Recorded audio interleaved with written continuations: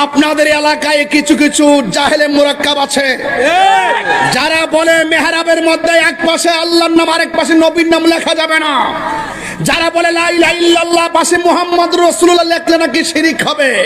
আমি তাদেরকে জানাতে চাই, যেথায় আল্লাহ সেথায় নবী।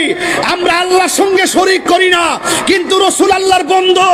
এই জন্য আল্লাহ পাক রব্বুল আলামিন আরশের চৌকাঠে লা ইলাহা ইল্লাল্লাহ মুহাম্মদ রাসূলুল্লাহ পাশে লিখে রেখেছিলেন। এটা মসজিদের মেহরাবে থাকবে, এটা আমাদের কালিমা। যারা বলবে আল্লাহর পাশে নবীর নাম লেখা যাবে না, এরা কখনো মুসলমানের ইমানদার হতে পারে না। হাত তুলে বলেন ঠিক কিনা? আছে কিনা বলেন? আছে কিনা বলেন?